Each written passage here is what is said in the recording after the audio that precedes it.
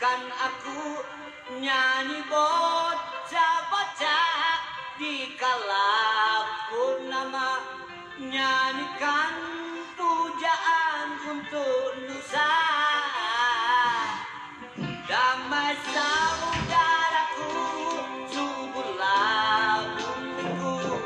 Ku ingat ibuku dongengkan cerita kisah tentang jaya Nusantara lama, tentang kata raja di sana.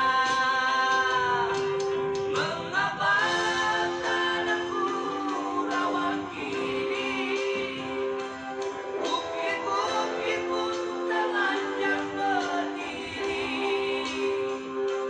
pohon dan rumput enggan bersemi kembali, burung-burung pun malu bernyanyi.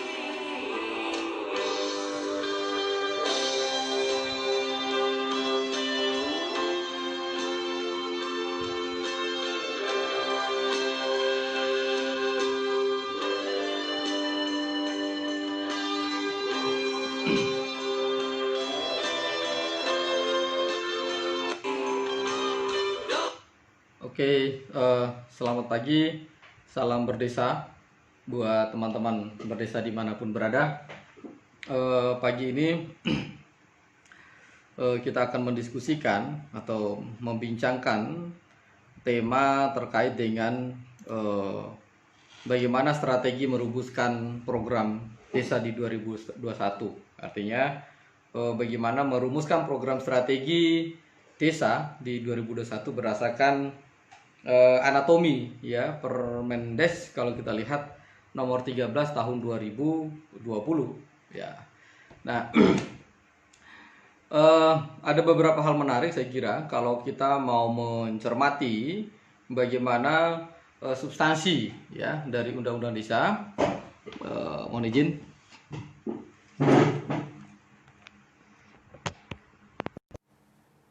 Ya. Jadi ada beberapa hal yang substansi saya kira yang nanti kita akan lihat di dalam upaya melakukan percepatan pembangunan desa di tahun 2021. Nah, pemerintah dalam hal ini melalui Kementerian Desa maupun Kementerian Dalam Negeri telah mengeluarkan sebuah kebijakan yang berkaitan dengan bagaimana pengelolaan keuangan desa, lalu kemudian bagaimana prioritas penggunaan dana desa. Nah, saya kira ada beberapa hal yang perlu kita bicarakan, perlu dibincangkan sebelum kita masuk ke poin yang berkaitan dengan bagaimana percepatan pembangunan desa di tengah pandemi ini. Oke. Nah,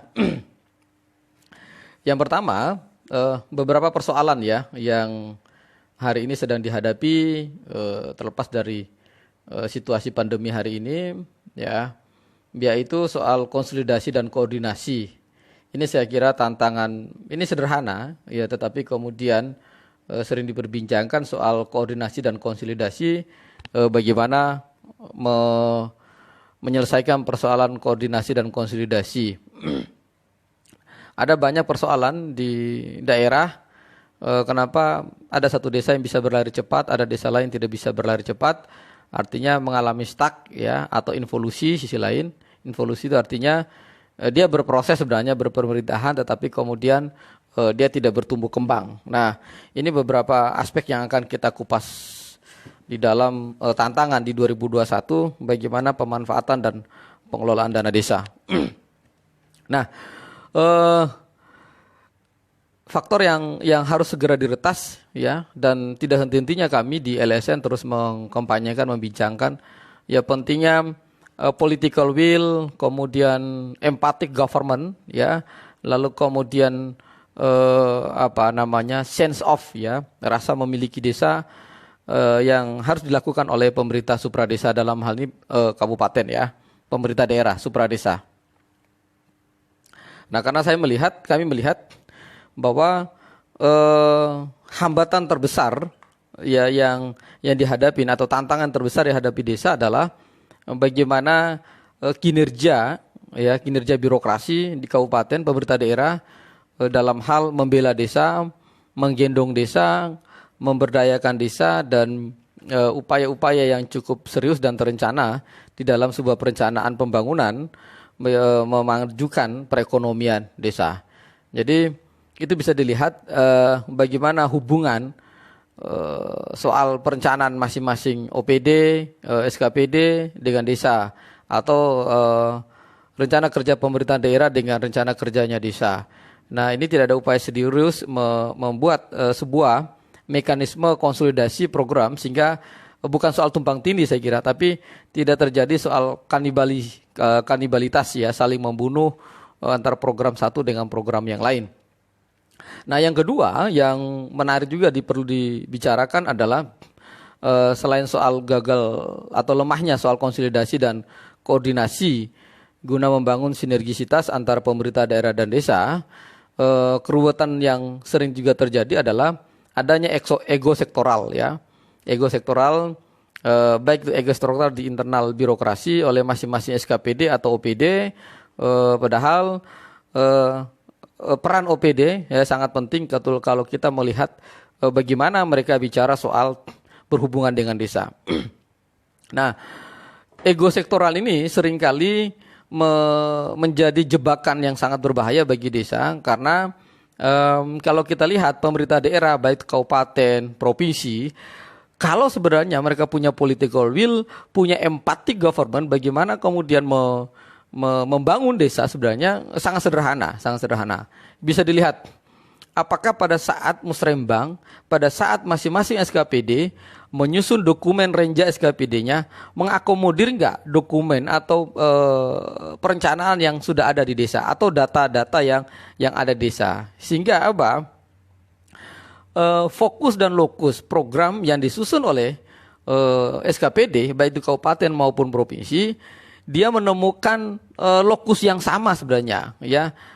Kalau secara sederhana, jadi objek dan subjek dari pembangunan itu bisa dirumuskan dengan melihat dokumen antara renjanya desa dengan renjanya masing-masing SKPD. Contoh misalnya begini, di provinsi ada dinas pertanian, ada di kabupaten ada dinas pertanian.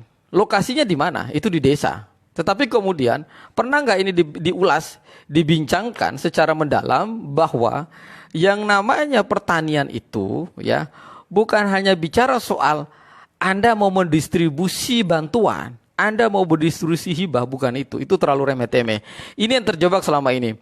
Bagaimana lihat teman-teman dinas, teman-teman DPRD memperjuangkan itu lebih kepada charity akhirnya. Jadi program kegiatan-kegiatan yang sifatnya charity dianggap kebaikan hati diberikan kepada itu baik-baik ya. Tetapi dalam sebuah skema perencanaan bagaimana percepatan pembangunan desa, ini menjadi tidak baik ya, karena akan menciptakan ketergantungan. Saya membayangkan bagaimana memperlakukan Undang-Undang 25 tentang sistem perencanaan kita ya, ada bottom up planning ya, kemudian pendekatan teknokrasi, partisipasi dan politik. Ini dibuat sambungan. Secara teknokrasi bagaimana membuat sambungan itu? Mengakumulasi, mengkapitalisasi, mengakomodir ya, bagaimana data-data kebijakan musyawarah desa, kemudian itu ditabulasi, dibawa di tingkat Bapeda misalnya, lalu kemudian didiskusikan. Jadi terjadilah proses koordinasi dan sinkronisasi sebenarnya apa yang menjadi potensi dan tipologi desa, lalu kemudian apa yang menjadi kewenangan daerah baik itu kabupaten, kota maupun provinsi ya dalam hal melakukan proses percepatan pembangunan desa. Ini yang saya kira belum masif terjadi. Kalaupun ada terjadi, ada aliran anggaran ke desa, ini lebih kepada charity ya, dianggap itu kebaikan, dianggap itu adalah proses ya charity. Jadi dia bukan by planning dalam rangka mendevelop dan mengempowerment desa. Ini yang menurut saya di tahun 2021 ketika kita bicara soal prioritas penggunaan dana desa ini harus dilakukan ya. Jadi pemerintah daerah, pemerintah kabupaten, kota, provinsi ya harus punya kapasitas empathic government dalam rangka mengkonsolidasikan perencanaan-perencanaan di desa tadi itu ketika ditarik di dalam sebuah perencanaan di tingkat SKPD, misalnya Dinas Pertanian, Peternakan, Perikanan, Kelautan yang berhubungan langsung dengan masyarakat desa. Nah, ini tidak pernah dikonsolidasi. Kalaupun ada, itu hanya lebih kepada proses administrasi, misal ketika desa menyusun perencanaan, ditaruh di kabupaten, tidak ada upaya bagaimana mengkonsolidasikan seluruh renja-renja SKPD tadi itu, memotret lalu memetrik ya, bukan hanya sekedar mengcapture tapi memetrik. Ini yang kemudian dilakukan oleh desa A karena dia potensi pertanian, ini dinas pertanian bagaimana renjanya, bagaimana dipanya, RKA-nya, APBD-nya nanti arah ke sana. Jadi tinggal diarsir mana menjadi kewenangan dalam perspektif keuangannya daerah, mana yang menjadi kewenangan dalam perspektif prioritas penggunaan dana desa oleh pemerintah desa. Yang terjadi hari ini adalah ya dia bukan sekedar otonomi tapi ya desa bikin sendiri, kabupaten bikin sendiri. Tiba-tiba kemudian kabupaten dapat WTP ya, lalu kemudian dicek silpanya melimpah miliaran, bahkan ratusan miliar silpanya, apalagi situasi pandemi hari ini. Karena apa? Sisi lain masyarakat sebenarnya butuh anggaran, butuh intervensi kebijakan dan anggaran. Tapi sisi lain karena keterbatasan kreativitas inovasi ya yang dilakukan oleh birokrasi sehingga yang paling aman adalah menyiapkan anggaran itu menjadi silpa ya. Jadi itu yang paling aman. Ya, ini kendala saya kira itu yang saya sebut bahwa hari ini birokrasi sedang terjadi involusi ya. Dia bergerak tetapi kemudian tidak berkembang. Oke. Nah, kita lihat apa sih yang sebenarnya yang diekspektasikan, diharapkan oleh pemerintah ya terkait dengan desa ya. Permendes itu sudah menerbitkan Permendes nomor 13 tahun 2020. Ada yang unik memang. Sana tiba-tiba muncul soal gagasan atau target pencapaian dari SDGs ya. SDGs itu Sustainability Government Goals ya. Development Government Goals. Ya. Jadi kalau Anda cek di filenya Bappenas, nah lalu kemudian SDGs ini merupakan salah satu program komitmen bersama dari Bank Dunia yang sekretariatnya ada di Bappenas ya untuk implementasi pelaksanaan program SDGs. Nah, di 2021 terkait dengan prioritas penggunaan dana desa ada yang unik memang karena kita dihadapkan satu dalam situasi pandemi COVID ya. Lalu pandemi COVID itu bicaranya 3 hal. Kalau kita lihat kemarin Undang-Undang nomor 2 tahun 2020, lalu kemudian tahapan-tahapan refokusi anggaran 3 hal. Yang pertama pada aspek kesehatan, ya. Yang kedua dampak sosial, yang ketiga adalah bicara soal dampak ekonominya, kemiskinan dan lain-lain. Nah, desa juga punya tanggung jawab akhirnya oleh pemerintah bagaimana kemudian menjalankan 3 hal ini. Kesehatannya kita lihat bagaimana penggunaan dana desa juga dialokasikan dan distribusikan juga dalam hal bantuan sosial tunai ya, BST. Lalu kemudian juga digunakan bagaimana menyelesaikan persoalan stunting di bidang kesehatan juga. Lalu kemudian sisi lain beberapa program yang berkaitan pemberdayaan ya juga digeser. Tetapi di 2021 upaya itu difokus kepada bagaimana bicara kesehatan ada, lalu kemudian pemberdayaan ekonomi, ya stunting juga ada, itu juga tetap masuk di dalam prioritas penggunaan dana desa di 2021. Nah, tadi saya sebutkan soal menarik di dalam Permendes 13 ini bicara soal SDGs ya. Jadi apa sih sebenarnya SDGs itu gitu? Apakah kemudian desa bagaimana posisi dan peran desa dalam mewujudkan SDGs sebagaimana dimandatkan di dalam Permendagri atau Permendes nomor 13.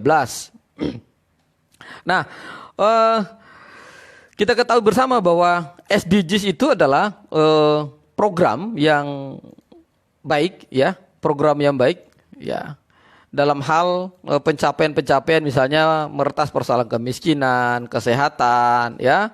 Lalu kemudian ada 18 sebenarnya. Ya, kalau kita lihat ada 18 yang ingin dicapai di dalam prioritas di tahun 2021 terkait penggunaan dana desa. Ya, jadi 18 poin itu kita bisa cek ya di dalam dokumennya Bappenas ya tentang SDGs. Ya, jadi SDGs itu perlu sebagai pengantar untuk teman-teman berdesa ketahui ya merupakan hasil kesepakatan tingkat tinggi pertemuan PBB di Rio de Janeiro, yaitu ada Rio Declaration of Environment and Development, lalu kemudian dia juga merupakan hasil kesepakatan World Development, lalu kemudian ketiga dia juga hasil kesepakatan World Summit for Social Development, lalu kemudian juga hasil kesepakatan Program of Action of the International Conference of Population and Development, kemudian ada juga hasil kesepakatan Beijing Forum, International Conference di USA di Amerika, ya. Nah, lalu melahirkan yang namanya agenda SDGs ya. Jadi SDGs itu adalah agenda PBB untuk pembangunan berkelanjutan sampai 2020 ya. Jadi bisa dikatakan sebagai transforming our world. Jadi dia merupakan agenda bersama karena Indonesia masuk di dalam anggota Perserikatan Bangsa-Bangsa. Jadi punya kewajiban dan punya tanggung jawab untuk mewujudkan pembangunan berkelanjutan. Ini narasinya. Jadi lalu bagaimana dengan pelaksanaan SDGs di Indonesia? Ya, satu, Indonesia anggota PBB, yang kedua Indonesia berperan aktif dalam penentuan sasaran SDGs. Indonesia berkomitmen melaksanakan SDGs dalam RPJPN dan RPJMN. Jadi komitmen pembangunan berkelanjutan itu sudah masuk di dalam RPJP dan RPJMN. Jadi kalau ada teman-teman yang bertanya, teman-teman berdesa, kok ada di dalam Permendes 13 tahun 2020 tentang prioritas penggunaan dana desa ada muatan SDGs. Nah, setelah saya membaca dokumennya Bappenas sebagai dokumen induk ya untuk seluruh perencanaan pembangunan nasional, di sana dikatakan oh ternyata kita sudah punya komitmen bersama dengan PBB sebagai anggota Perserikatan Bangsa-Bangsa bahwa Indonesia punya komitmen untuk melaksanakan pembangunan berkelanjutan 2000. Nah, secara regulasi, secara konstitusional, kemudian pemerintah telah menetapkan peraturan presiden nomor 59 tahun 2017 tentang pelaksanaan pencapaian tujuan pembangunan nasional berkelanjutan. Itu adalah dasar filosofisnya kenapa kemudian muncul SDGs di dalam program prioritas pembangunan desa di 2021. Oke. Kita juga lihat ya kalau membaca di dalam dokumen RPJM N 2020-2024 ya. Ada beberapa poin penting, ada 5 yang saya catat saya ambil dalam dokumen RPJMN, yaitu berkaitan dengan Kaidah Pembangunan Nasional 2020-2024. Yang pertama adalah membangun kemandirian ekonomi. Ya, jadi yang kedua menjamin keadilan. Yang pertama membangun kemandirian ekonomi, yang kedua menjamin keadilan, yang ketiga menjaga keberlanjutan, kemudian yang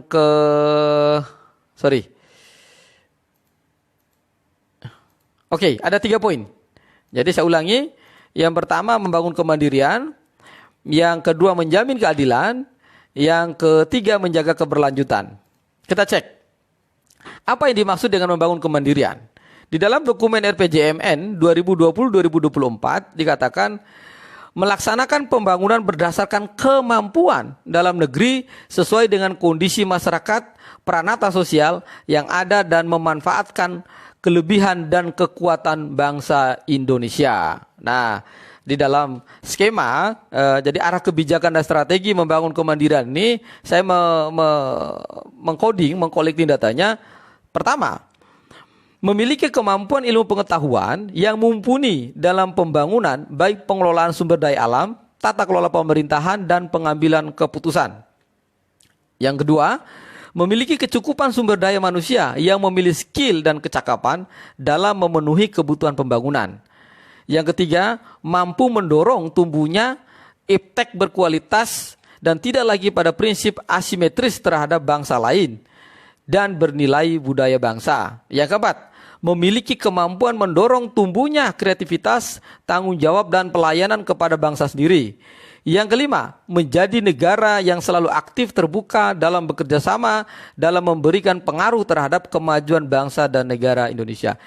Ini sudah tercantum di dalam RPJMN 2020-2024. Nah, arah kebijakan membangun kemandirian ekonomi ini, kalau kemudian kita tarik di dalam substansi dalam Permendes nomor 13 tahun 2020 tentang prioritas penggunaan dana desa, yaitu ya di sana dikatakan apa sih sebenarnya prioritas penggunaan dana desa adalah pilihan program dan atau kegiatan yang didahulukan dan diutamakan daripada pilihan kegiatan-kegiatan lain untuk dibiayai dana desa. Jadi saya ulangi, prioritas dana desa itu pada prinsipnya pilihan-pilihan kegiatan yang dirumuskan melalui musyawarah oleh masyarakat desa, BPD, pemerintah desa, yang kemudian secara alokasi anggaran dia mendapatkan skala prioritas utama untuk dibiayai